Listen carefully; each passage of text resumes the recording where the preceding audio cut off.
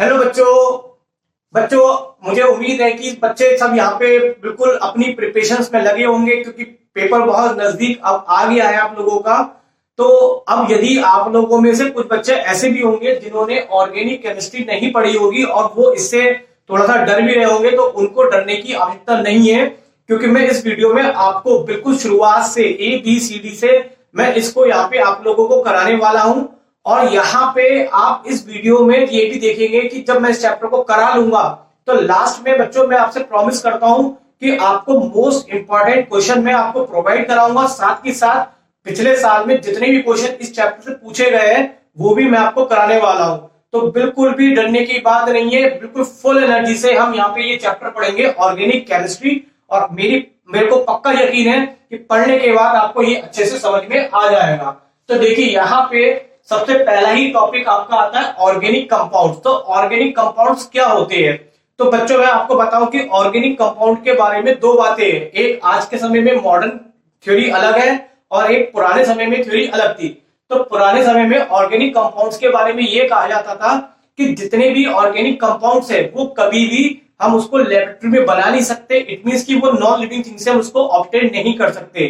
तो जो organic compound जैसे कि मैं आपको बताऊं यहाँ पे ऑर्गेनिक कंपाउंड्स होते हैं शुगर, स्टार्च, प्रोटीन, इस तरह के कंपाउंड्स होते हैं। इनको हम लेबोरेटरी में नहीं बना सकते।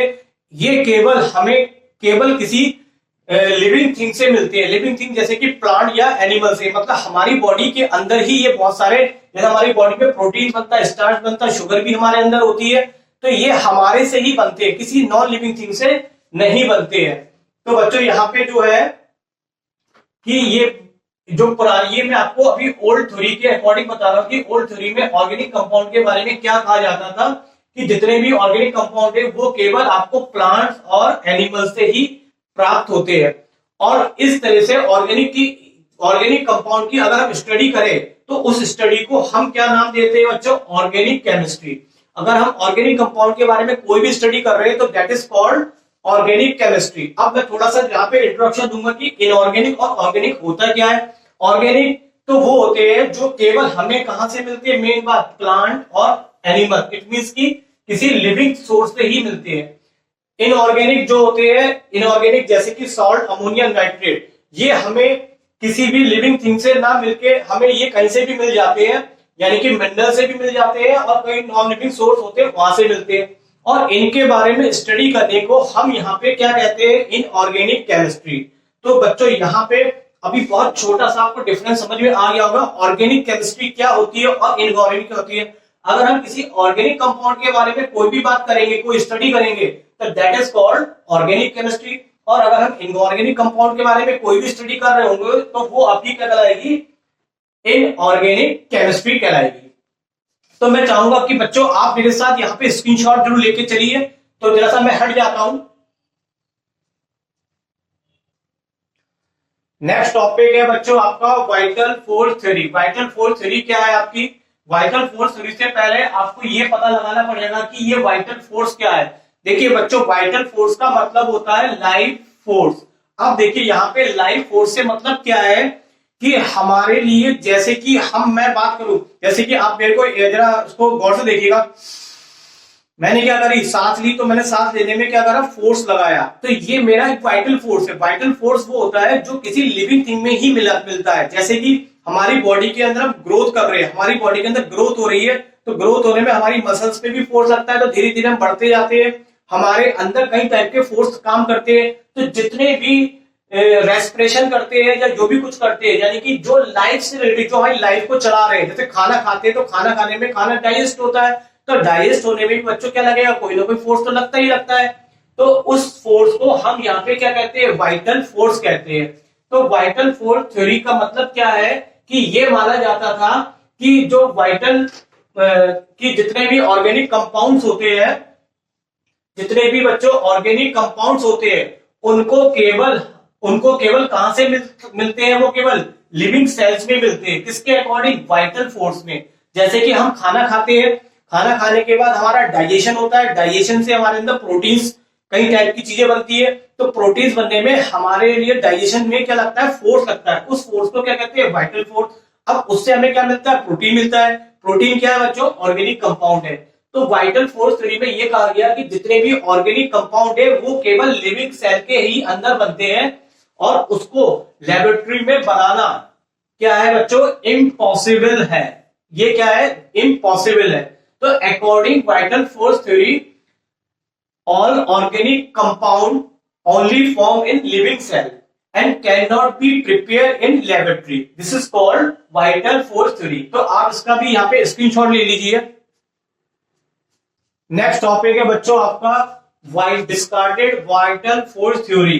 डिस्कार्डेड का मतलब क्या होता है बच्चों? हटा देना। बाद में ये वाइटल जो फोर्स थ्योरी थी वो हटा दी गई थी। क्यों हटा दी? इसका कारण क्या था? तो इसको मैं आपको यहाँ पे समझाता हूँ। इसका कारण क्या था? यहाँ पे बच्चों एक डायग्राम में दिखाया है। यहाँ पे ये क्या है? फील्ड है। अगर मैं इस पे क्लिक करूं तो आप देख रहे हैं कि ये फील्ड में यहाँ पे व्हाइट कलर का कुछ चीज इसमें खेतों में क्या कर रहे हैं? फैला रहे हैं। तो ये व्हाइट क्या चीज है बच्चों? ये व्हाइट क्या आपका यूरिया है। आप जानते हैं कि प्लांट्स के लिए यूरिया एक फर्टिलाइजर का काम करता है। तो यूरिया जो है बच्चों वो क्या है? आपका ऑर्गेनिक कंपाउंड है। तो ये व्हाइट कलर की जो चीज थी जो यहाँ पे खेतों में फैलाई जा रही है वो क्या चीज है? आपकी यूरिया। और यूरिया का फॉर्मूला होता है CONH2 का होल ट्वाइस। तो यूरिया क्या है बच्चों? यूरिया आपका एक ऑर्गेनिक कंपाउंड है। और ऑर्गेनिक कंपाउंड के बारे में ये कहा जाता था कि ये केवल यूरिया हमें केवल किसी लिविंग थिंग से ही मिलता है। बट बच्चों यहाँ पे ये बात गलत साबित हो गई। साबित करने वाले कौन थे? Frederick bowler. फ्रेडरिक बोलर ने इस यूरिया को लिविंग थिंग से प्राप्त न करके लेबोरेटरी में बनाया था। और लेबोरेटरी में किससे बनाया था? अमोनियम साइनाइड से। तो चलिए मैं आपको यहाँ पे नोट्स भी मुझे लिखवाने हैं आपको, तो मैं नोट्स के साथ साथ आपको समझाते हुए भी चलूंगा। तो यूरिया क्या चीज है? यूरिया एक बच्चों ऑर्गेनिक कंपाउंड होता है। ये कहां से मिलता है हमें? केवल यूरिन से। किससे? यूरिन से। Living organic. तो जितने भी लिविंग ऑर्गेनिज्म होते हैं, जो भी यूरिन होता है, तो उसके अंदर हमें यूरिया मिलता है। ये बात हम पहले जानते थे। लेकिन हमें यूरिन एक नेचुरल प्रोसेस तो मिल ही रहा है, लेकिन बाद में यहाँ पे बच्चों साइंटिस्ट आए थे फ्रेडरिक बोलर। बहुत इंपॉर्टेंट है। फ्रेडरिक बोलर आए थे तो इन्होंने क्या करा था? यूरिया को ऑब्टेन करा था। किससे? इनऑर्गेनिक कंपाउंड से। इनऑर्गेनिक कंपाउंड कौन सा था बच्चों? Ammonium cyanide. और कहां पे बनाया इसको? लेबोरेटरी में। किसके? बिना किसी वाइटल फोर्स के। वाइटल फोर्स जो कि लाइफ फोर्स कहलाता है, जिसको हम नेचुरल फोर्स भी कहते हैं। तो बिना वाइटल फोर्स के इन्होंने लेबोरेटरी में यूरिया को बना के दिखाया। यानी कि यहाँ पे ये थ्योरी इन्होंने गलत साबित कर दी। क्योंकि इस थ्योरी में ये कहा जाता था जितने भी ऑर्गेनिक कंपाउंड है उसको केवल और केवल हम लिविंग थिंग से ही प्राप्त कर सकते हैं। लेकिन ये यहाँ पे बात गलत साबित हो गई, क्योंकि यहाँ पे इन्होंने जब इसको लेबोरेटरी में बना दिया। और बच्चों यहाँ पे जो है इक्वेशंस, ये इसकी जो पूछी जाती है, बहुत मोस्ट इंपॉर्टेंट इक्वेशन है। ये आपसे इक्वेशन से रिलेटेड बहुत क्वेश्चंस आते हैं। तो यहाँ पे ये पूछा जाएगा कि what happen when ammonium cyanide is heated. What happen when ammonium cyanide is heated. तो क्या होता है जब अमोनियम साइनाइड को जब गर्म करा जाता है, तो गर्म करने से अमोनियम साइनाइड किसमें कन्वर्ट हो जाता है? आपका यूरिया में कन्वर्ट हो जाता है। तो ये इक्वेशन भी बहुत इंपॉर्टेंट है। तो यहाँ पे आप इसका स्क्रीनशॉट ले लीजिए। ऑर्गेनिक कंपाउंड, देखिए अभी तक मैंने जो आपको ऑर्गेनिक कंपाउंड पढ़ाया वो ओल्ड थ्योरी के अकॉर्डिंग था। बट अब यहाँ पे जो ऑर्गेनिक कंपाउंड है वो मेन क्या चीज होती है? ऑर्गेनिक कंपाउंड कहते किसे है? तो देखिए बच्चों, ऑर्गेनिक कंपाउंड वो होता है जिसमें कार्बन का होना मस्ट है। कार्बन के साथ होना बहुत जरूरी है। और ज्यादातर कार्बन के साथ क्या जुड़ा रहता है? हाइड्रोजन भी जुड़ा होता है। हाँ, कार्बन के साथ अदर एलिमेंट भी आपके जुड़े हो सकते हैं, कोई भी, वो बात अलग है। तो मेन रूप से ऑर्गेनिक कंपाउंड में कार्बन का होना मस्ट है। और कार्बन के साथ ज्यादातर क्या मिलता है हमें बच्चों? हाइड्रोजन। तो ऑर्गेनिक कंपाउंड कहते किसे है? अगर आपसे डेफिनेशन पूछी जाती है तो organic compound are the chemical compound होते हैं जो प्राइमरी का मतलब है यहाँ पे मेन रूप से। प्राइमरी का मतलब क्या बच्चों? मेन रूप से ये इसमें कार्बन के एटम किससे बॉन्डेड होते हैं? आपके ज्यादातर हाइड्रोजन से। लेकिन अदर ये रूप में जैसे ऑक्सीजन, नाइट्रोजन, अदर के रूप में भी ये अटैच होते हैं। तो organic compound are those compound which in which carbon is main part is a carbon and it makes the bond hydrogen and other atoms, that is called organic compound. अब देखिए यहाँ पे अगला टॉपिक आता है आपका सोर्स ऑफ ऑर्गेनिक कंपाउंड। हमें organic compounds कहां से मिलता है? तो देखिए हमने ओल्ड थ्योरी में पढ़ा था कि ऑर्गेनिक कंपाउंड हमें नेचुरल यानी कि किसी लिविंग थिंग से मिलता है। और अभी हमने ये भी पढ़ लिया कि ऑर्गेनिक कंपाउंड को हम लेबोरेटरी में भी बना सकते हैं। तो ऑर्गेनिक कंपाउंड के दो सोर्स होते हैं। एक कौन सा होता है आपका बच्चों, नेचुरल सोर्स। तो नेचुरल सोर्स में कहां से मिलता है, प्लांट से, एनिमल से, माइक्रो ऑर्गेनिज्म और फॉसाइल फ्यूल से मिलता है। और दूसरा क्या होता है जिसमें हम लेबोरेटरी में बना भी सकते हैं इसको, यानी जिसको हम क्या बोलेंगे, सिंथेटिक सोर्सेज। तो वो पेट्रोकेमिकल, जितने भी पेट्रोकेमिकल होते हैं जैसे कि पेट्रोल, डीजल, केरोसिन, इन सब में ऑर्गेनिक का रोल होता है। Chemical synthesis, biotechnology. तो यहां से हम इसको क्या करते हैं, ये हमारे सोर्स है, ये हमारे सोर्स हम मैन मेड है, ये जितने भी है ये सारे हमारे बनाए हुए सोर्स है, और ये सारे हमारे क्या नेचुरल है।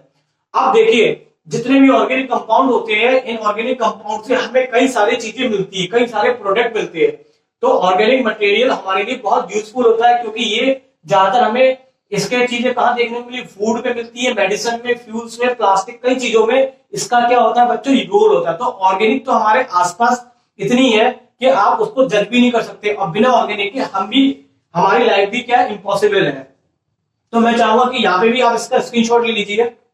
नेक्स्ट टॉपिक है बच्चों आपका ऑर्गेनिक और इनऑर्गेनिक कंपाउंड में डिफरेंस। तो देखिए ऑर्गेनिक और इनऑर्गेनिक कंपाउंड में क्या डिफरेंस होता है। यहां पे मैं एक तरफ ले लेता हूं इसको ऑर्गेनिक, तो ये आपका ऑर्गेनिक हो गया, और इधर मैं यहाँ पे ले लेता हूं इनऑर्गेनिक। ऑर्गेनिक में बच्चों कार्बन का होना बिल्कुल निश्चित होता है, इसमें कार्बन का होना निश्चित नहीं होता, जरूरी नहीं है, पहली बात। दूसरी बात, ऑर्गेनिक कंपाउंड जो होते हैं वाटर यानी कि H2O में डिसॉल्व नहीं होते हैं, और ये जो होते हैं वाटर में डिसॉल्व हो जाते हैं। तीसरी बात, जितने भी ये ऑर्गेनिक कंपाउंड होते हैं वो क्या होते हैं बच्चों, ऑर्गेनिक जो सॉल्वेंट होते हैं। ऑर्गेनिक सॉल्वेंट किसे कहते हैं बच्चों, ऑर्गेनिक सॉल्वेंट जैसे कि ऑयल, डीजल, पेंट, इस टाइप के जितने भी होते हैं इसके अंदर ये डिसॉल्व हो जाते हैं, और ये इसमें डिसॉल्व नहीं होते हैं। और क्या है बच्चों यहाँ पे इसमें बच्चों कोवैलेंट बॉन्ड मिलता है इसमें, और इसमें कोवैलेंट मिल भी सकता है, और साथ में क्या होते हैं कोवैलेंट और इलेक्ट्रोवैलेंट दोनों इसमें मिलते हैं, लेकिन इसमें हमेशा कोवैलेंट बॉन्ड ही मिलता है। और ये आसानी से इसमें क्या होती है, फायर बहुत आसानी से लग जाती है। अगर इसको कहीं से जरा सी चिंगारी मिल जाए तो ये आसानी से आपको पकड़ लेते हैं, तो इसलिए यहाँ पे ये इनफ्लेमेबल भी कराते हैं, और ये आसानी से आपको नहीं पकड़ सकते। और इसमें बच्चों इलेक्ट्रिक करंट की बात करें यहाँ पे, तो इसमें करंट का फ्लो आसानी से क्या होता है, नहीं होता है, आसानी से नहीं होता है, और इसमें करंट का फ्लो आसानी से हो जाता है। तो ये इसमें यहाँ पे डिफरेंस है। मैं इस डिफरेंस को आपको नोट्स भी बनवाऊंगा, क्योंकि मुझे नोट्स भी आपको तैयार कराने हैं, तो मैं आपको हर चीज यहाँ पे कराता जाऊंगा ताकि आपके अंदर कोई भी क्वेश्चन ना बचे। तो देखिए पहला डिफरेंस यहाँ पे मैंने लिख रखा है, कार्बन का होना जरूरी है और इसमें कार्बन का होना जरूरी नहीं है, पहली बात। दूसरा डिफरेंस क्या है बच्चों यहाँ पे, कि ये मैंने बताया था अभी आपको कि ये वाटर में सॉल्युबल नहीं होते हैं, और ये वाटर में आपके क्या होते हैं, सॉल्युबल होते हैं। नेक्स्ट क्या था आपका, ये ऑर्गेनिक सॉल्वेंट में क्या होते हैं, डिसॉल्व हो जाते हैं, और यहाँ पे बच्चों ये ऑर्गेनिक सॉल्वेंट में डिसॉल्व नहीं होते। फिर क्या है नेक्स्ट, कि इनके मेल्टिंग और बॉइलिंग पॉइंट, क्या होते हैं, लो होते हैं। लो होने का मतलब है ये आसानी से मेल्ट भी हो जाते हैं और आसानी से बॉयल भी हो जाते हैं, लेकिन इनके जो मेल्टिंग और बॉइलिंग पॉइंट होते हैं वो बच्चों हाई होते हैं। और फिफ्थ पॉइंट क्या आपका, फिफ्थ पॉइंट है कि ये फायर को बहुत आसानी से पकड़ लेते हैं, इसलिए इनको क्या बोलते हैं, इनफ्लेमेबल भी बोलते हैं, लेकिन इनको आसानी से आग नहीं पकड़ सकती, तो ये यहाँ पे इनफ्लेमेबल नहीं होते हैं। जिनमें आसानी से आग लग जाती है उनको बोलते हैं इनफ्लेमेबल। तो आपने देखा होगा पेट्रोल के कहीं टैंकर जाते हैं, कहीं गैस एलपीजी के गैस जाते हैं, तो वहां पे लिखा होता है इनफ्लेमेबल, बट इसका मतलब लिखा होता है कि उसको सावधानी से वहां पे कि कोई भी आसपास की चीजें बिल्कुल किसी चीज से टकराए ना, तो इसलिए पहले से डेंजरस करके लिख दिया जाता है कि ये इसमें अगर कहीं भी स्पेशल जब कुछ लगेगा तो ये हो सकता है आसानी से आग पकड़ ले। और फिर क्या था कि ये जो होते हैं इनमें कोवैलेंट बॉन्ड होते हैं, और यहाँ पे इसमें कोवैलेंट बॉन्ड होते भी है और नहीं भी होते, तो आयनिक बॉन्ड और कोवैलेंट बॉन्ड दोनों प्रकार के मिलते हैं, लेकिन इसमें सारे कौन से मिलते हैं आपको, कोवैलेंट बॉन्ड मिलते हैं।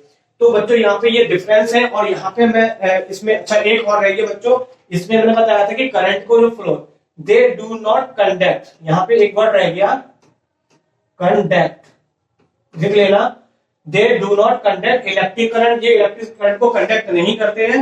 और ये क्या करते हैं, they are conduct electric current. तो मैं यहां चाहता हूं आप इसका भी स्क्रीनशॉट ले लीजिए, क्योंकि ये आपसे पूछा जाएगा।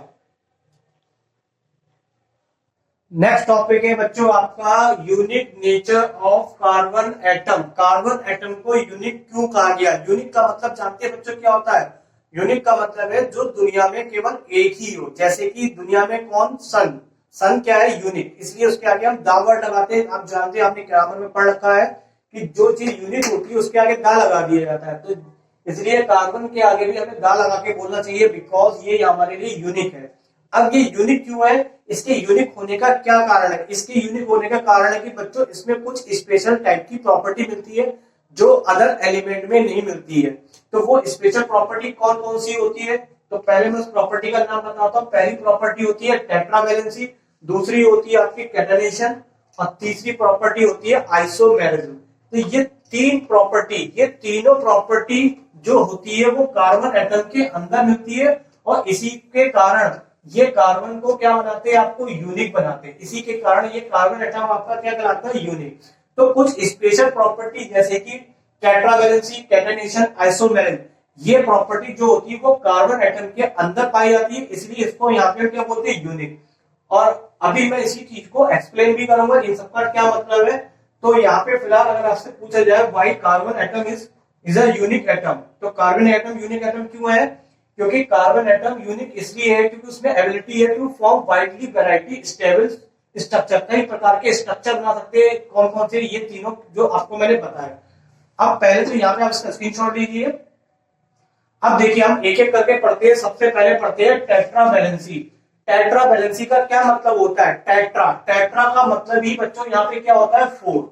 टेट्रा का मतलब 4, और वैलेंसी माने वैलेंसी, यानी कि जिसकी वैलेंसी 4 होती है उसको हम बोलते हैं टेट्रावैलेंसी। जो कार्बन एटम होता है, कार्बन एटम का जो एटॉमिक नंबर होता है वो 6 होता है। और अगर इसका हम इलेक्ट्रॉनिक कॉन्फ़िगरेशन करते हैं बच्चों, तो इलेक्ट्रॉनिक कॉन्फ़िगरेशन आपको आता ही है, पहले में 2 और दूसरे में कितने आएंगे, 4। तो लास्ट ऑर्बिट में जो इलेक्ट्रॉन बचते हैं उसको हम बोलते हैं बैलेंस इलेक्ट्रॉन। और इसी लास्ट के 4 इलेक्ट्रॉनों के कारण ये यहाँ पे क्या बताता है, टेट्रावैलेंसी। कैसे बताएगा? यानी कि कार्बन के साथ 4 वैलेंसी होती है, तो कार्बन का जब भी स्ट्रक्चर बनाते हैं तो कुछ इस तरह का बनाते हैं। तो ये 4 जो मैंने लाइनें दिखाई, ये 4 लाइनें 4 बॉन्ड को बताती है, यानी कि ये इसके पास 4 इलेक्ट्रॉन है, 1 2 3 4। ये 4 इलेक्ट्रॉन किसी से भी आपस में कनेक्ट हो सकते हैं, तो इसी के कारण इसमें क्या है बच्चों, यहाँ पे टेट्रावैलेंसी है। अब इसको मैं लिखेंगे कैसे? तो देखिए यहाँ पे तो मैंने आपको स्ट्रक्चर बनाया। अब आपको मैंने बताया था कि कार्बन का जो एटॉमिक नंबर होता है वो 6 होता है, इसका कॉन्फ़िगरेशन कितना हो गया, 2,4। तो जब भी आपसे टेट्रावैलेंसी के बारे में पूछा जाएगा तो आप लिखेंगे क्या, कि जो कार्बन है उसके पास 4 वैलेंस इलेक्ट्रॉन होते हैं, जैसे कि मैंने आपको बताया अभी, which allow to form 4 covalent bond with other atom. अब इसके पास 4 इलेक्ट्रॉन है, ये 1, ये 2, ये 3, ये 4, ये किसी अदर एलिमेंट से जुड़ सकते हैं, चाहे वो कार्बन का ही एटम हो, चाहे कोई अदर एटम हो, किसी से भी ये जुड़ सकते हैं। तो ये अलाउ करेंगे form 4 covalent bond with other atom, और या फिर कह सकते हैं इंक्लूडिंग अदर कार्बन एटम से। इसी इनेबल कार्बन के कारण क्या कर सकते हैं, हम कई प्रकार के और मॉलिक्यूल बन जाते हैं जो सिंपल और कॉम्प्लेक्स होते हैं। इसी प्रॉपर्टी को हम यहाँ पे क्या बोलते हैं, टेट्रावैलेंसी कहते हैं। तो टेट्रावैलेंसी का मतलब है कार्बन के पास 4 कोवैलेंट बनाने की कैपेसिटी होती है। वो 4 कोवैलेंट अपने अदर कार्बन एटम के साथ भी बना सकता है और किसी अदर एटम के साथ भी बना सकता है, जिससे कई प्रकार के सिंपल और कॉम्प्लेक्स क्या बनेंगे, मॉलिक्यूल्स बनेंगे। और नेक्स्ट क्या था हमारा, कैटेनेशन। कैटेनेशन का मतलब क्या होता है कि कार्बन की जो वैलेंसी होती है 4 होती है, तो वो चारों वैलेंसी में खास बात क्या होती है, वो आपस में अदर कार्बन के एटम के साथ जुड़ के काफी लार्ज स्ट्रक्चर बना लेते हैं। किस तरीके से लार्ज स्ट्रक्चर बना सकती है, जैसे कि यहाँ पे मैंने आपको दिखाया, ये कार्बन के पास कितनी वैलेंसी है, 1 2 3 4। इस वाले कार्बन के साथ ये जब जुड़ेगा तो जुड़ने में यहाँ पे इसके साथ भी 4 वैलेंसी होगी, 1 2 3 4। तो आप देख रहे हैं हर एक के साथ कितनी कितनी वैलेंसी होती है, 4। तो ये एक स्ट्रेट चेन बन गई है, आगे भी ऐसी स्ट्रक्चर बनता चला जाएगा, तो इसकी कोई लिमिट नहीं होती है। कई प्रकार के मॉलिक्यूल बनते हैं, तो कार्बन एक तो इस प्रकार से जुड़ सकते हैं, दूसरा आपका जुड़ेंगे ब्रांच। अभी मैं आगे डिस्कस करूंगा स्ट्रेट और ब्रांच चेंज क्या होती है। तो यहाँ पे ये कार्बन ऐसे भी जुड़ सकते हैं, और ब्रांच का मतलब किसी अदर बीच के कार्बन से भी अटैच हो सकते हैं। और तीसरा कैसे अटैच होते हैं, कार्बन साइक्लिक रूप में होते हैं। साइक्लिक का मतलब होता है क्लोज स्ट्रक्चर के रूप में भी अटैच हो सकते हैं।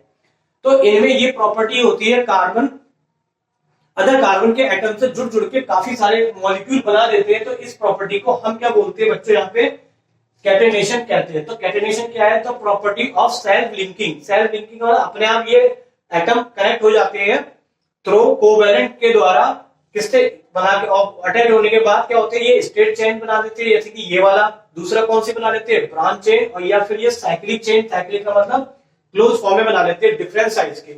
इसी चीज को हम क्या बोलते हैं, कैटेनेशन कहते हैं। तो ये दूसरी प्रॉपर्टी थी। और तीसरी प्रॉपर्टी बच्चों क्या है, आइसोमेरिज्म। तो आइसोमेरिज्म क्या चीज होती है, आइसोमेरिज्म के लिए पहले मैं आपको एक एग्जांपल लेता हूं। जैसे कि यहाँ पे ये ब्यूटेन है, ब्यूटेन का फॉर्मूला होता है C4H10। देखिए अगर मैं आपको इसका स्ट्रक्चर बना के दिखाऊं तो कैसे बनता है स्ट्रक्चर, पहले मैं रफली बताता हूं, फिर मैं आपको फिर बताऊंगा। हमारे पास जैसे कार्बन कितने हैं, 4। तो पहले आप 4 कार्बन बना दीजिए, ये 4 कार्बन। देखिए स्ट्रक्चर बनाते समय ये ध्यान रखेंगे कि कार्बन की वैलेंसी कितनी होती है, 4। तो 4 वैलेंसी होना जरूरी है। अब इसके पास कितने पास है, 4 वैलेंसी। एक तो इसके साथ बॉन्ड बन गया, अब ये 3 इसके पास फ्री है। तो इन तीनों के साथ हमने क्या लगा दिया, हाइड्रोजन लगा दिया। देखिए इस कार्बन के साथ 4 हो गए, 1 2 3 4। अब यहाँ पे ये कार्बन है, इसके पास कार्बन के पास एक तो ये कंप्लीट है, एक ये कंप्लीट है। अब यहाँ पे कितने इनकम्प्लीट बचे, 2 हाइड्रोजन यहाँ पे आ सकते हैं, 2 हाइड्रोजन लगा दिए। इस पे भी 2 हो चुके हैं, तो यहाँ पे भी कितने अटैच होंगे, केवल 2 हाइड्रोजन। इस कार्बन पे केवल एक ही कोवेलेंट बॉन्ड बना, इसका अभी पास 3 और है, तो यहाँ पे 3 हाइड्रोजन और लगा देंगे। तो देखेंगे यहाँ पे हाइड्रोजन कितने, 1 2 3 4 5 6 7 8 9 10, और हमारे पास कितने थे, 10 हाइड्रोजन। तो एक तो हम इस तरीके से बना सकते हैं स्ट्रक्चर, दूसरा स्ट्रक्चर हम ऐसे भी बना सकते थे, कुछ इस तरह का स्ट्रक्चर भी बना सकते हैं। अब देखिए इस तरह का स्ट्रक्चर बनाएंगे तो यहाँ पे देखेंगे, यहाँ पे कितने इसके पास हाइड्रोजन लग सकते हैं, 3। तो यहाँ पे हमने 3 हाइड्रोजन लगा दिए। इस कार्बन पे 3 बॉन्ड बन चुके हैं, तो यहाँ पे केवल एक ही हाइड्रोजन अटैच होगा। इस पे 1 है, तो यहाँ पे कितने अटैच होंगे, 3। इस कार्बन पे केवल एक ही है, तो यहाँ पे कितने कार्बन हाइड्रोजन अटैच होंगे, 3। तो देखेंगे हाइड्रोजन कितने हो गए, 1 2 3 4 5 6 7 8 9 10। तो कहने का मतलब ये है जो ब्यूटेन है उसका फॉर्मूला एक ही है, फॉर्मूला एक ही है, लेकिन जो उसका स्ट्रक्चर बना सकते हैं, तो इसका स्ट्रक्चर 2 तरीके से अलग अलग बन रहा है। ये आपका बन रहा है स्ट्रेट चेन्स में, और ये बन रहा है आपका ब्रांच में, ब्रांच के फॉर्म में बन रहा है आपका। तो इस तरह से आइसोमर्स किसे कहते हैं, पहले आप समझिए। आइसोमर्स का मतलब होता है, आइसोमर्स वो सब्सटेंस होते हैं जिसका फॉर्मूला, मॉलिक्यूलर फॉर्मूला सेम होता है, बट उसके स्ट्रक्चर फॉर्म क्या होते हैं, अलग अलग होते हैं। तो ऐसे कंपाउंड को क्या बोलते हैं, हम आइसोमर्स कहते हैं, और इस प्रॉपर्टी को हम क्या बोलते हैं, आइसोमेरिज्म कहते हैं।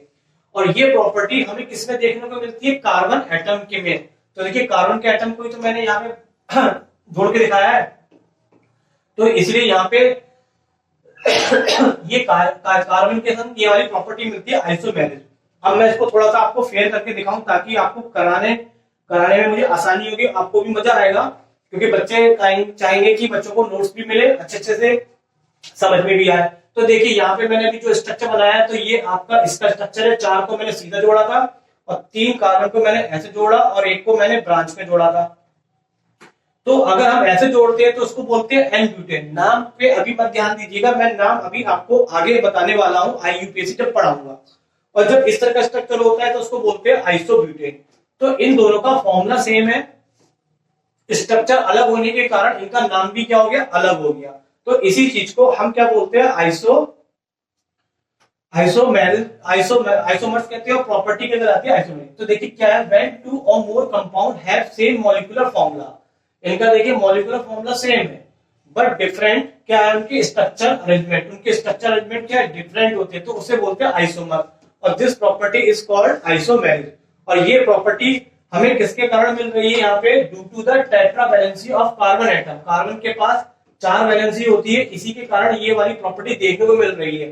तो यानी कि जो एटम, जो कार्बन एटम होते हैं वो आइसोमेरिस को भी रिप्रेजेंट करते हैं। और इसका एग्जांपल मैंने अभी आपको ये बता दिया। तो आपसे अगर आइसोमेरिस के बारे में पूछेगा तो आप यहाँ पे ये लिख सकते हैं। तो यहाँ पे भी आप इसका स्क्रीनशॉट ले लीजिए।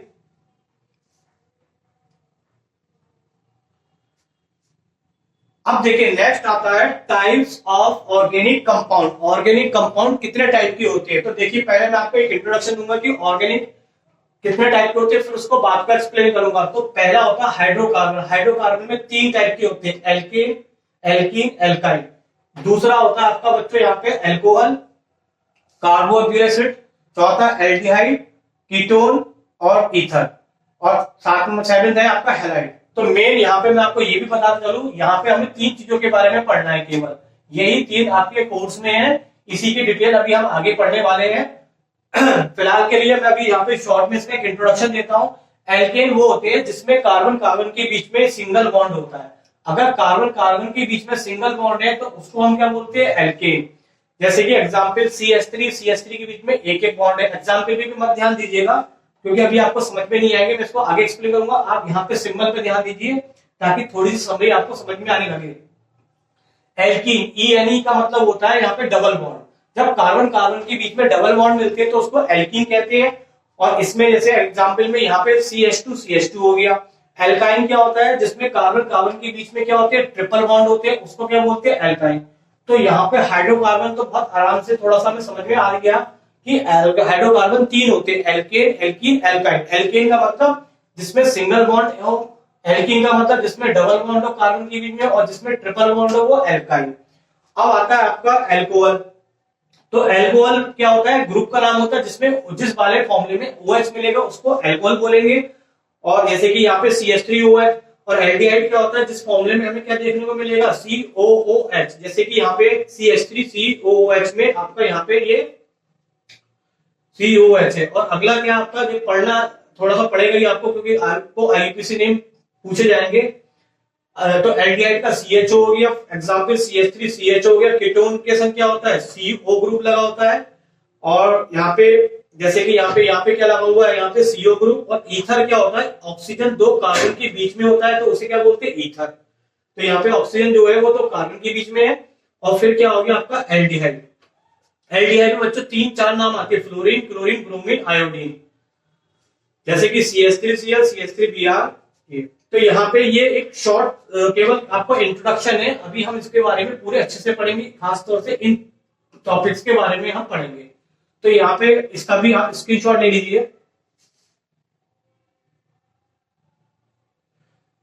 अब देखिए, अभी जैसे कि हमने यहाँ पे पढ़ा कि हाइड्रोकार्बन, अब हम देखिए डिटेल में पढ़ेंगे हाइड्रोकार्बन क्या होते हैं बच्चों। तो हाइड्रोकार्बन देखिए नाम में ही सब कुछ छुपा है। हाइड्रो का मतलब क्या हो गया? हाइड्रोजन। कार्बन का मतलब हो गया कार्बन। यानी कि जिस कंपाउंड में ओनली कार्बन और हाइड्रोजन मिलता है उसी को हम क्या बोलेंगे? हाइड्रोकार्बन। तो hydrocarbon are those compound which having only carbon and hydrogen atoms. ठीक है। अब देखिए यहाँ पे मैंने लिखा हुआ है hydrocarbon are compound that are made only carbon and hydrogen atom. अब यहाँ पे हम पढ़ेंगे classification of classification of hydrocarbon. Hydrocarbon बहुत टाइप के होते हैं तो इसलिए यहाँ पे हम इसको क्लासिफाई करके करेंगे, तभी हमें यहाँ पे समझ में आएंगे। तो क्लासिफिकेशन मैंने आपके लिए बना रखा है।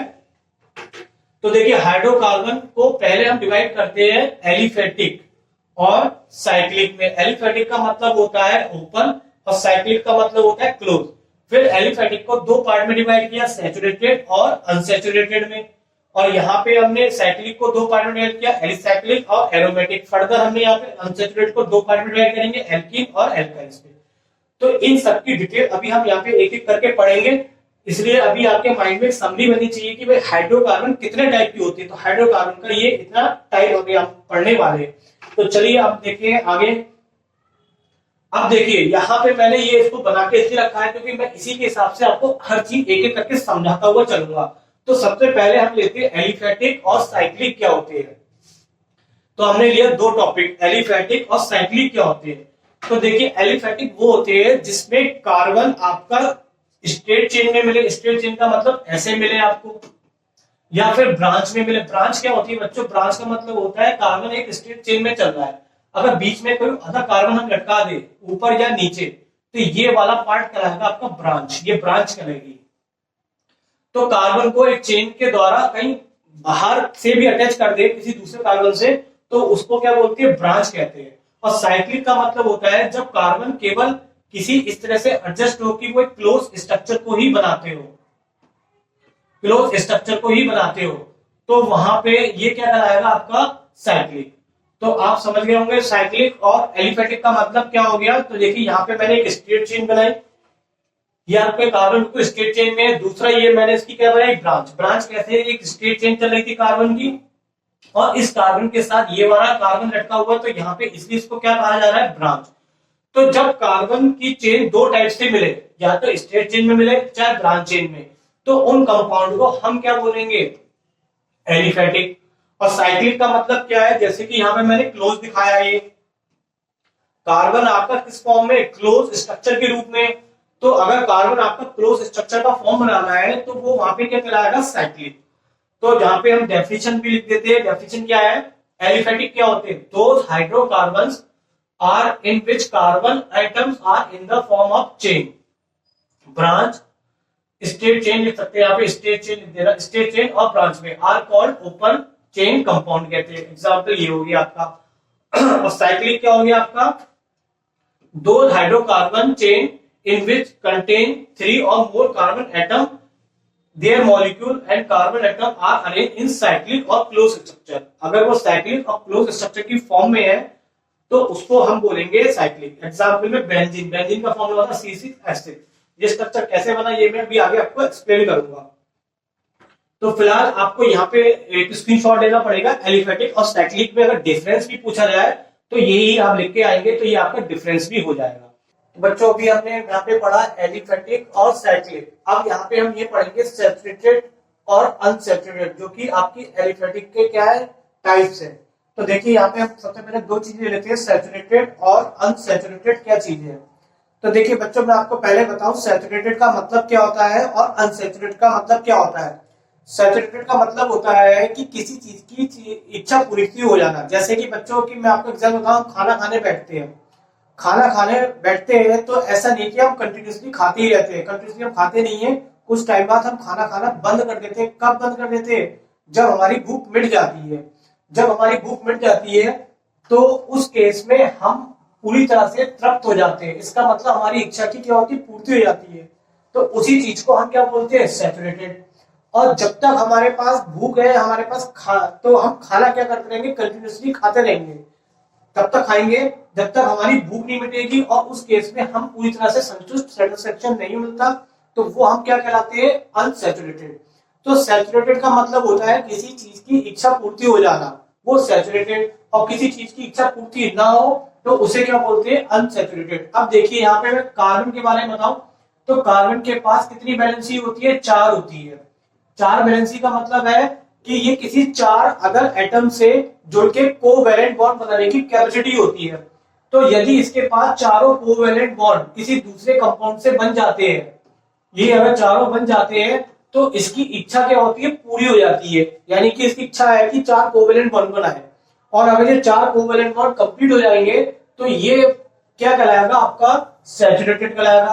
किसी केस में अगर हम यहाँ पे इसके केवल 2 ही बॉन्ड मतलब बने, 2 ही हाइड्रोजन जुड़े और 2 क्या हो गए? फ्री रह गए, तो इसके अंदर अभी भी इच्छा बाकी है कि मुझे कोई 2 और चीज और मिल जाए ताकि मैं उससे जुड़ के क्या बना लू?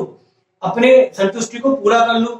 या फिर क्या है कि कार्बन के साथ अगर केवल एक ही हाइड्रोजन जुड़ा है और 3 इसके पास फ्री कोवैलेंट बॉन्ड है तो भी इसकी इच्छा पूरी नहीं है। तो हम समझ रहे हैं कि जब तक इसके चारों ये बॉन्ड पूरे नहीं हो जाते तब तक तो ये अनसैचुरेटेड है, और जैसे ही पूरे हो जाते हैं तो ये क्या बन जाता है? सैचुरेटेड। और मैं आसान तरीके से आपको और समझाता हूं डायग्राम के हिसाब से। तो देखिए यहाँ पे ये मैंने एक स्ट्रक्चर बनाया है। इस कार्बन के साथ 1 2 3 और एक ये वाला 4, ये 4 एटम इसके संग जुड़े हुए हैं। तो ये वाला जो कार्बन है ये आपका क्या हो गया? सैचुरेटेड कंपाउंड बन गया। ये आपका सैचुरेटेड कंपाउंड है क्योंकि इसकी इच्छा पूरी हो गई। सिमिलर वे में इसकी भी इच्छा पूरी हो गई, इसके संग भी 4 चीजें जुड़ी हुई है। तो कार्बन की कंडीशन ही क्या आती है कि कार्बन के साथ 4 चीजें अगर जुड़ जाती है तो वो कार्बन सेटिस्फेक्शन मतलब पूरी तरह से सेटिस्फाई हो जाता है, सैचुरेटेड हो जाता है। तो यानी कि ये इसकी क्या कहलाएगी, सैचुरेटेड। और अब मैं मेन क्या बताऊं, सैचुरेटेड कंपाउंड वो कहलाएंगे तुम्हारे हाइड्रोकार्बन जिसमें कार्बन कार्बन के बीच में सिंगल बॉन्ड मिलेगा। अगर आपका कार्बन कार्बन के बीच में सिंगल बॉन्ड है तो उसे बोलेंगे हम सैचुरेटेड।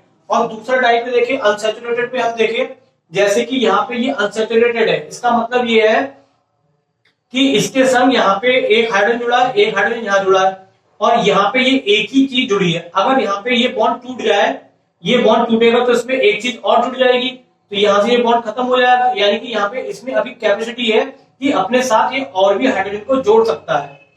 इसी तरह से यहाँ पे अगर हम ट्रिपल बॉन्ड को देखें तो इस वाले कार्बन के साथ केवल एक ही कोवेलेंट बॉन्ड बना है।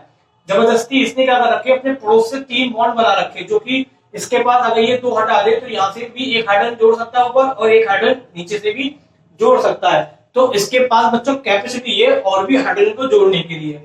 अब मैं सबसे आसान तरीके से बताता हूं कि सैचुरेटेड कंपाउंड क्या होते हैं और अनसैचुरेटेड क्या होते हैं। तो saturated compound are those compound in which single bond lie between the carbon atom. केवल एक ही सिंगल बॉन्ड अगर मिलता है कार्बन कार्बन के बीच में तो वो आपका क्या कहलाएगा, सैचुरेटेड। और यदि कभी कार्बन कार्बन के बीच में डबल या ट्रिपल बॉन्ड मिलेंगे तो वो सारे कंपाउंड क्या कहलाएंगे, आपके अनसैचुरेटेड। क्योंकि इसका रीजन ये है कि इसके पास अब ये बॉन्ड ब्रेक नहीं हो सकता, ये बॉन्ड ब्रेक नहीं हो सकता। बॉन्ड ब्रेक हो जाएगा तो यहाँ से खत्म हो जाएगा, तो डिस्कनेक्ट हो जाएगा, तो जो कि पॉसिबल नहीं है। लेकिन यहाँ से ये बॉन्ड ब्रेक हो सकता है, ये बॉन्ड ब्रेक होगा तो यहाँ पे एक हाइड्रोजन यहाँ जुड़ जाएगा और एक हाइड्रोजन यहाँ जुड़ जाएगा। ऐसे यहाँ पे ये बॉन्ड ब्रेक होगा तो एक हाइड्रोजन ऊपर और एक हाइड्रोजन नीचे जुड़ के, तो यहाँ पे एक ब्रेक होने की कंडीशन इसके पास अभी है, यानी कि अभी भी ये हाइड्रोजन को अपने साथ अटैच करने की कैपेसिटी रख सकता है। तो यहाँ पे ये कहलाएगा अनसैचुरेटेड। तो सिंपल सा समझ में आ गया होगा। अब जब कार्बन कार्बन के बीच में सिंगल बॉन्ड होता है तो सैचुरेटेड तो बोलते ही है, इसी को हम क्या बोलते हैं बच्चों, एल्केन। ये हमारे कहलाते हैं एल्केन, जिसमें सिंगल बॉन्ड मिलता है। और जो अनसैचुरेटेड होते हैं उसके 2 टाइप होते हैं, जब कार्बन कार्बन के बीच में डबल बॉन्ड मिलता है तो उसे बोलते हैं हम एल्कीन। क्या बोलते हैं बच्चों, एल्कीन। इन से याद रखना आप। और जब कार्बन के बीच में ट्रिपल बॉन्ड बनता है तो ये कहलाता है एल्काइन। क्या कहलाता है आपका, एल्काइन। तो ये आपके देखिए अनसैचुरेटेड के 2 टाइप है। अनसैचुरेटेड 2 टाइप कौन है, एल्कीन है और एल्काइन है। एल्कीन क्या होते हैं, जिनमें कार्बन के बीच में अगर डबल बॉन्ड मिल रहा है तो वो एल्कीन है, और अगर कार्बन कार्बन के बीच में आपको क्या मिल रहा है बच्चों, ट्रिपल बॉन्ड मिल रहा है, तो वो आपके क्या है, एल्काइन है। तो यहाँ पे ये इसके टाइप भी हो गए। अनसैचुरेटेड के 2 टाइप थे, एल्कीन और एल्काइन। और सैचुरेटेड का केवल एक ही टाइप होता है, वो क्या है बच्चों, एल्केन। अब मैं आपको इसकी डेफिनेशन लिखवाता हूं क्योंकि मैं चाहूंगा कि आप यहाँ पे नोट्स को भी तैयार करते हुए चलिए, हर चीज आपको यहाँ पे मिल जाएगी और सिंपल लैंग्वेज में है। देखिए सैचुरेटेड ऑर्गेनिक कंपाउंड्स वो होते हैं जिनमें ऑर्गेनिक मॉलिक्यूल कंटेन करता है सिंगल बॉन्ड, किसके बीच में, बिटवीन कार्बन एटम के बीच में। These compound are called saturated.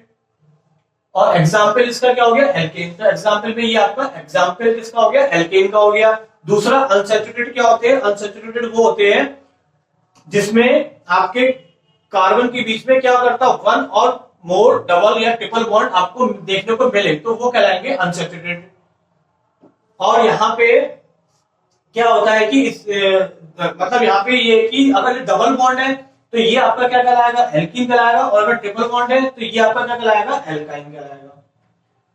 तो यहाँ पे ये इसके हमने यहाँ पे एलिफैटिक पढ़ लिया, साइक्लिक पढ़ लिया, सैचुरेटेड पढ़ लिया, अनसैचुरेटेड के ये 2 टाइप पढ़ लिए। अब हमारे पास ये 2 बचते हैं, एलिसाइक्लिक और एरोमेटिक। तो देखिए यहाँ पे एलिसाइक्लिक और एरोमेटिक क्या होता है, उससे पहले यहाँ पे आप इसका स्क्रीनशॉट ले लीजिए क्योंकि आपको नोट्स बनाने में आपकी हेल्प करेंगे।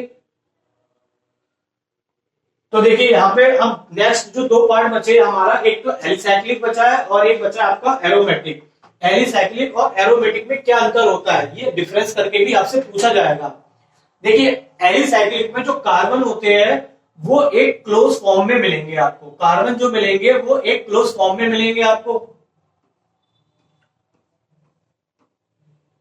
किसी भी फॉर्म में मिल सकते हैं, क्लोज फॉर्म में होंगे। लेकिन उसमें खास बात क्या होगी कि यहाँ पे ये क्लोज फॉर्म तो है लेकिन यहाँ पे कोई स्पेशल बात नहीं है। अब देखिए जैसे मैं एरोमेटिक के बारे में बताऊं, एरोमेटिक में बेंजीन आपका स्ट्रक्चर होता है। बेंजीन को आप ध्यान रखेंगे C6H6 इसका फॉर्मूला होता है। अगर मैं इसका स्ट्रक्चर बनाऊं तो कैसे बनेगा, थोड़ा ध्यान दीजिएगा। सबसे पहले मैं 6 कार्बन बनाता हूं, 1 2 3 4 5 6। देखिए किसी भी चीज का जब स्ट्रक्चर बनाया जाता है तो ये ध्यान रखना पड़ता है कि कार्बन की वैलेंसी 4 पूरी होनी चाहिए। अब एक एक एक इसके संग 6 कार्बन है और 6 हाइड्रोजन, तो सबके संग मैं एक एक हाइड्रोजन लगा देता हूं। तो मैंने यहाँ पे हर कार्बन के संग क्या जोड़ दिया, एक एक हाइड्रोजन को मैंने इसके साथ क्या कर दिया बच्चों, अटैच कर दिया और यहां से कार्बन को आपस में कनेक्ट कर दिया। अब आपको यहाँ पे देखना है कि क्या हर कार्बन के पास 4 वैलेंसी पूरी है या नहीं है। तो इस कार्बन की बात करें, इस कार्बन पे 1 2 3 है, तो इसके पास 4 वैलेंसी पूरी करने के लिए हम यहाँ पे क्या करेंगे, इस पे डबल बॉन्ड लगा देंगे। तो देखेंगे 1 2 3 4। अब इस वाले कार्बन पे 1 2 3 4 ये पूरा हो गया, इस पे 1 2 3 तो यहाँ पे डबल बॉन्ड आ जाएगा, ये कार्बन पूरा 4 हो गया। अब यहाँ पे बात करेंगे तो यहाँ पे डबल बॉन्ड आ जाएगा। तो यहाँ पे जो बेंजीन का स्ट्रक्चर होता है उसमें एक डबल बॉन्ड, एक सिंगल बॉन्ड, एक डबल बॉन्ड, एक सिंगल और एक डबल और सिंगल। इस बेंजीन के स्ट्रक्चर को शॉर्ट में हम इस तरीके से रिप्रेजेंट करते हैं। ये इसका शॉर्ट फॉर्म होता है, आप इसको ध्यान में रखना, ये बहुत आगे काम आएगा आपके। यहाँ पे एक डबल बॉन्ड, फिर एक सिंगल, एक डबल और एक सिंगल। तो इतना बड़ा इसका स्ट्रक्चर ना दिखा के हम इसको क्या करते हैं, इसके रूप में भी दिखा देते हैं। अब मैं बात करता हूँ एरोमेटिक क्या होते हैं। एरोमेटिक वो होते हैं जिसके साथ कम से कम एक बेंजीन रिंग का होना कंपलसरी है। अगर किसी कंपाउंड के साथ बेंजीन रिंग अटैच है तो उसको हम क्या बोलेंगे, एरोमेटिक। इसमें कोई बेंजीन रिंग का अटैच होना जरूरी नहीं है। तो चलिए अब मैं इसके थोड़े से फेयर डायग्राम आपको दिखा देता हूं कि फेयर डायग्राम में किस तरीके से हमने करना है यहाँ पे। तो देखिए ये मैंने 2 एग्जाम्पल लिए हैं। ये 2 एग्जाम्पल आपका एलिसाइक्लिक है, इसमें कोई भी बेंजीन का स्ट्रक्चर नहीं है। ये आप कहेंगे 1 2 3 4 5 6 तो है, बस में एक डबल ट्रिपल बॉन्ड नहीं है, तो ये कोई बेंजीन तो है नहीं बच्चों। तो ये नॉर्मल कार्बन जो है क्लोज फॉर्म में अटैच है।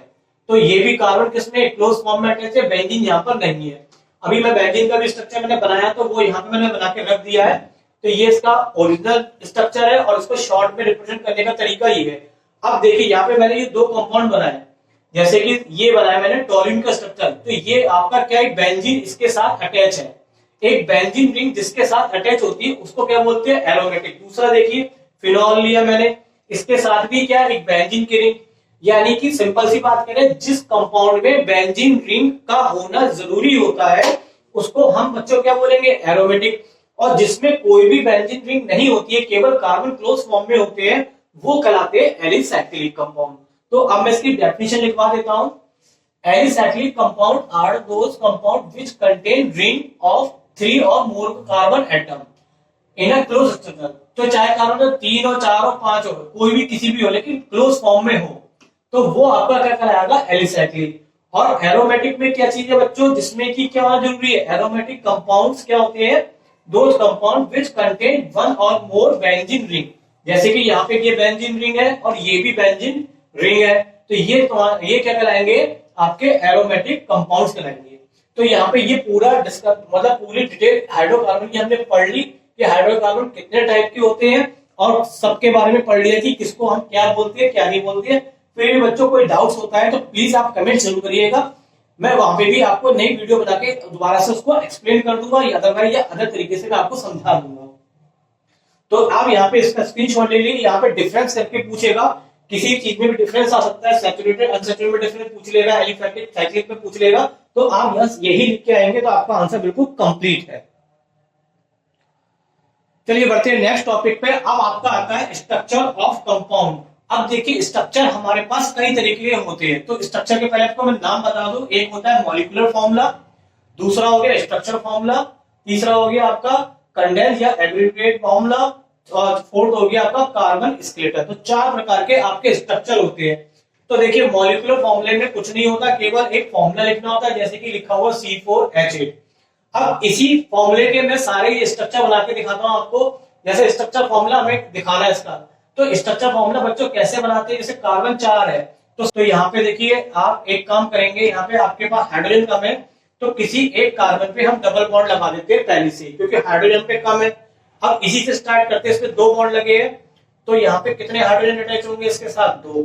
यहाँ पे देखिए 2 और 1 3 बॉन्ड आ गए, तो यहाँ पे केवल एक ही हाइड्रोजन अटैच होगा। यहाँ पे कितने होंगे आपके पास 2 हाइड्रोजन, और यहाँ पे कितने हाइड्रोजन आ गए आपके पास 3। तो यहाँ पे ये अब इसका क्या बन गया बच्चों, स्ट्रक्चर फॉर्मूला। देखिए हर कार्बन के पास 4 बॉन्ड कंप्लीट हो गए, तो ये क्या बन गया, स्ट्रक्चर फॉर्मूला। अब इसी का हमें कंडेंस फॉर्मूला बनाना है। कंडेंस के लिए देखिए कार्बन के साथ कितने हाइड्रोजन लगे हुए इसके साथ 3, तो CH3। इस कार्बन के साथ कितने लगे हुए 2, तो इसको क्या लिखेंगे CH2। इसके साथ कितना लगा हुआ है 1 C और डबल बॉन्ड CH और डबल बॉन्ड क्या लगा हुआ CH2। तो ये इसका क्या हो गया बच्चों, कंडेंस फॉर्मूला हो गया। और स्केलेटन फॉर्मूला क्या होता है, केवल कार्बन के स्ट्रक्चर को दिखा दीजिए आप। कार्बन का स्ट्रक्चर क्या है, ये मैंने जो बनाया है केवल कार्बन के स्ट्रक्चर को दिखा दिया, तो ये क्या कहलाएगा आपका कार्बन स्केलेटन। तो 4 प्रकार के फॉर्मूले होते हैं। एक मॉलिक्यूलर फॉर्मूले होता है, दूसरा क्या होता है आपका, अब मैं इसको थोड़ा फेयर दिखाऊं तो आपको समझाने में आसानी होगी मेरे को। तो पहले इनके फेयर बना दिए मैंने, जो भी बना के दिखाया आपको। तो देखिए यहाँ पे ये इसी का क्या है आपका, इसमें 4 कार्बन है ना, 4 कार्बन है, और हाइड्रोजन कितने बच्चों 8, 1 2 3 4 5 6 7 8। और आप देख ये भी नोटिस करिए हर कार्बन की वैलेंसी, इस कार्बन की देखिए 1 2 3 4 पूरी है, इस कार्बन की देखेंगे तो 1 2 3 4, इस कार्बन की 2, तो ये है 3 4, और कार्बन 2 3 4 तो पूरी है। तो ये इसका कौन सा फॉर्मूला बनाएगा, स्ट्रक्चर। अब इसी फॉर्मूले को हमने शॉर्ट में लिखा, इस कार्बन के साथ कितने हाइड्रोजन थे 1 2 3, तो यहाँ पे कार्बन से कितना लिखेंगे 3 हाइड्रोजन। अब बॉन्ड अगले कार्बन से कितने साथ है 1, अगले कार्बन पे 2 हाइड्रोजन लगे तो 2 हाइड्रोजन CH2। अब इस पे 1 हाइड्रोजन है और आगे बॉन्ड क्या है डबल, तो ये इसके साथ क्या हो गया, ये पूरा इसका क्या हो गया कंडेंस फॉर्मूला हो गया। और स्केलेटन में केवल हमें क्या दिखाना होता है, कार्बन का ही केवल स्ट्रक्चर दिखाना होगा, केवल कार्बन का ये पार्ट आप यहाँ पे लाके लिख दीजिए, तो ये इसका कहलाएगा कार्बन स्केलेटन। तो ये 4 प्रकार के आपके स्ट्रक्चर आपको देखने को मिलेंगे। तो यहाँ पे भी आप इसका स्क्रीनशॉट ले लीजिए। अब आता है बच्चों एल्काइल ग्रुप। एल्काइल ग्रुप क्या होता है, तो देखिए एल्काइल ग्रुप से पहले हमने भी पढ़ा एल्केन। एल्केन का फॉर्मूला होता है CnH2n+2। ये फॉर्मूला बच्चों किसका है आपका, एल्केन का। किसका है ये, एल्केन। तो ये फॉर्मूला एल्केन का है। अगर मैं इस फॉर्मूले में से एक हाइड्रोजन कम कर दूं, यानी कि इस फॉर्मूले को मैं आप लिख देंगी, आप इस फॉर्मूले को हम लिख देते हैं कितना बच्चों, यहाँ पे इस फॉर्मूले में लिख देते हैं CnH2n+2 की जगह +1, यानी कि एक हाइड्रोजन कम कर दे, तो ये फॉर्मूला बन जाएगा आपका किसका, एल्काइल का। एल्काइल का मतलब होता है, जैसे मैं एग्जांपल लूं, इसमें n की जगह कोई नंबर लगा दे, जैसे फॉर एग्जांपल n की जगह मैं इसमें 3 लिखूं, तो कितना बनेगा फॉर्मूला आपका यहाँ पे C3 3 2 6 और +2 तो 8 बनेगा।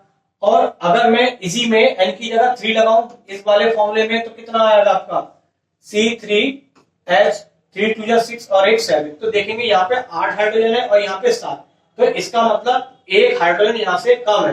तो किसी भी एल्केन में से अगर एक हाइड्रोजन हम कम कर देते हैं, तो वो पार्ट आपका क्या कहलाता है, एल्काइल कहलाता है। एल्काइल का मतलब होता है एल्केन में से एक हाइड्रोजन कम कर दो तो वो आपका एल्काइल। एग्जाम्पल जैसे मीथेन का फॉर्मूला होता है आपका, मीथेन का फॉर्मूला होता है आपका CH4। कैसे आया, इसी में अगर आप n की जगह 1 लगाएंगे तो देखिए CH4 आ जाएगा। और अगर मैं अब इसमें से एक हाइड्रोजन कम कर दूं, यानी कि CH3 लिखूं, तो इसका नाम मीथेन नहीं होके क्या हो जाएगा, मिथाइल हो जाएगा। तो ये हो गया आपका I का मतलब एल्काइल ग्रुप और N का मतलब आपका एल्केन। तो यहाँ पे एल्काइल ग्रुप का मतलब क्या होता है कि किसी एल्केन में से, जैसे कि मैंने भी बताया था ये एल्केन का फॉर्मूला है, इसमें से एक हाइड्रोजन मैंने कम करा, तो यहाँ पे 2n+2 में से कम करेंगे तो 2n+1 बचेगा। तो ये फॉर्मूला किसका बन जाएगा आपका, एल्काइल का। और बनाने का तरीका बहुत आसान है, एल्केन की स्पेलिंग में से ANE काटेंगे और उसके क्या जोड़ देंगे Y, तो क्या बन जाएगा आपका एल्काइल। जैसे कि यहाँ पे मीथेन का फॉर्मूला CH4 है, एक हाइड्रोजन कम करा CH3, तो यहाँ पे एन की जगह हटा के क्या लगा दिया हमने YL, तो ये फॉर्मूला बन गया आपका किसका, एल्काइल का। तो एल्काइल क्या होता है, एल्काइल का मतलब क्या होता है, an alkyl group is obtained by removing one atom of hydrogen. अगर हाइड्रोजन का एक एटम हम रिमूव कर देते हैं तो बचा हुआ पार्ट आपका कहलाएगा एल्काइल। तो यहाँ पे आप इसका स्क्रीनशॉट ले लीजिए। एल्काइल ग्रुप क्या होते हैं, देखिए बच्चों, यहाँ पे बहुत इंपॉर्टेंट टॉपिक है आपका, मोस्ट इंपॉर्टेंट टॉपिक है होमोलोगस सीरीज। बहुत पूछा जाता है और ये इसकी प्रॉपर्टी भी आपसे पूछी जाती है। तो देखिए, अभी मैं डेफिनेशन बात को बताऊंगा, पहले मैं यहाँ पे आपको इन एग्जाम्पल से, इन तीनों से मैं आपको समझाऊंगा कि होमोलोगस सीरीज क्या होती है। तो देखिए, ये एल्केन है, एल्केन का फॉर्मूला होता है CnH2n+2, एल्कीन का होता है CnH2n+1 और ये एल्काइन का। अब इसमें हम एल की जगह जैसे मैंने 2 लगाया, तो 2 लगाने पे फॉर्मूले में क्या आएगा आपका C2, 2 2 जा 4 और 2, तो कितना आएगा C6। इसमें मैं लगाऊं 2 तो C2 और कितना आएगा आपका H4। यहां लगाते C2, 2 2 जा 4 और कितना बचेगा आपका H2। फिर हमने इसमें लगाया कितना N की जगह 3, तो ये कितना आया C3, 3 2 जा 6 प्लस 2 कितना हो गया 8, और यहाँ पे लगाए तो C3 S6 और इसमें लगाएंगे तो C3, 3 2 जा 6 तो कितना आ जाएगा 4। अब सिमिलर वे में मैं ऐसे ही लगाते चले जाऊं, तो एक और लगा के दिखाता हूं C4 और यहाँ पे 4 2 जा 8 तो कितना आ जाएगा 10 आ जाएगा। ये यहाँ पे लगाएंगे C4 और यहाँ पे कितना आ जाएगा आपका 8 आ जाएगा। यहाँ पे C4 लगाएंगे तो कितना आ जाएगा H6 आ जाएगा। तो आप देखेंगे ये एल्कीन की सीरीज चल रही है और ये सीरीज चल रही है एल्कीन की और ये सीरीज चल रही है एल्काइन की। तो देखिए, सबसे पहले मैं आपको बताऊं होमोलोगस सीरीज क्या होती है। होमोलोगस सीरीज वो सीरीज होती है जिसका जनरल फॉर्मूला, देखिए फॉर्मूला इनका एक ही है, इस पूरी सीरीज के लिए फॉर्मूला केवल यही है। लेकिन किन्हीं दो कंटिन्यूअस कंपाउंड को ले लूं तो इनमें कितने का अंतर है, 3 में से 2 गए 1, 8 में से 6 गए तो 2, CH2 का डिफरेंस, CH2 का। इसमें भी और इसमें भी देखो तो यहाँ पे देखो 4 में 3 गए 1 कार्बन और 10 में देखा तो 8, CH2 का डिफरेंस। इसमें भी देख लीजिए आप, इसमें कितने कार्बन का डिफरेंस है 1 और 2। यानी कि होमोलोगस सीरीज एक ऐसी सीरीज होती है, देखिए डेफिनेशन पे आता है, homologous series is a group of organic compound. ये सारे आपके ऑर्गेनिक कंपाउंड है जिसके लिए सेम जनरल फॉर्मूला, जैसे कि एल्केन की होमोलोगस सीरीज है तो इसका जनरल फॉर्मूला सबका क्या है, एक ही है, लेकिन और इसका स्ट्रक्चर भी एक होते हैं, केमिकल प्रॉपर्टी भी एक होती है, लेकिन दो किसी सक्सेसिव कंपाउंड में डिफरेंस कितने का हो, CH2 का। तो ऐसी सीरीज को हम क्या बोलते हैं, होमोलोगस सीरीज कहते हैं। तो ये एल्केन की आपकी होमोलोगस सीरीज है, ये वाली अगर सीरीज ऐसी बनाते जाएंगे तो एल्कीन की, और ये किसकी होगी आपकी एल्काइन की। तो होमोलोगस सीरीज वो हो गई आपकी जिसमें सिमिलर क्या होगा, ग्रुप हो। अब देखिए, इसकी प्रॉपर्टी पूछी जाएगी तो ये जो हमने पढ़ा यही हम लिखते चले आएंगे।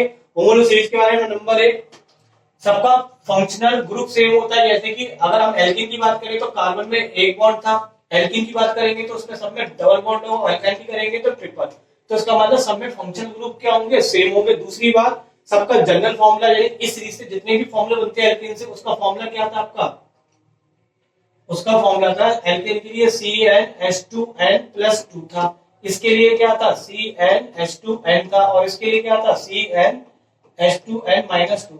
तो ये फॉर्मूले सबके लिए सेम है। फिर सबके लिए केमिकल प्रॉपर्टी क्या होती है, सेम होती है। और किसी दो, अभी मैंने करके भी दिखाया था, दो सक्सेसिव कंपाउंड में कितने का डिफरेंस होता है, CH2 का डिफरेंस होता है। यानी कि CH2 का मतलब एक कार्बन और 2 हाइड्रोजन का डिफरेंस होता है। तो ये सब इसकी क्या है, प्रॉपर्टी है, और सबका बनाने का मेथड क्या होता है, सेम होता है। तो ये आपकी होमोलोगस की प्रॉपर्टी है, कैरेक्टर से पूछ सकता है आपसे, ये बहुत इंपॉर्टेंट टॉपिक है, आप इसका भी स्क्रीनशॉट ले लीजिए।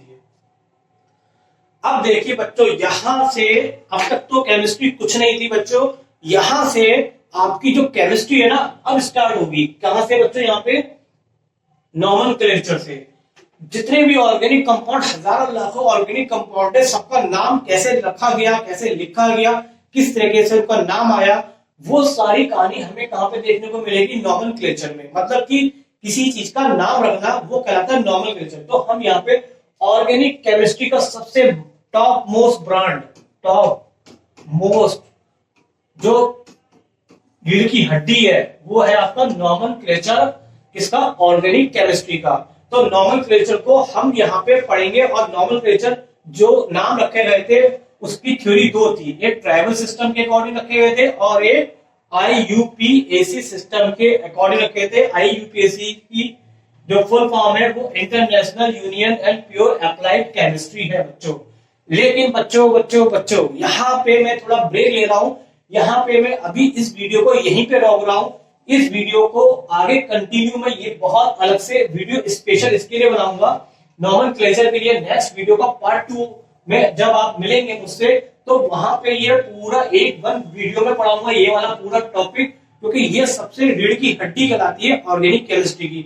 अगर यहाँ पे ये सब समझ में आ जाती है IUPAC सिस्टम, तो आपकी ऑर्गेनिक केमिस्ट्री हो जाएगी सबसे ज्यादा आसान।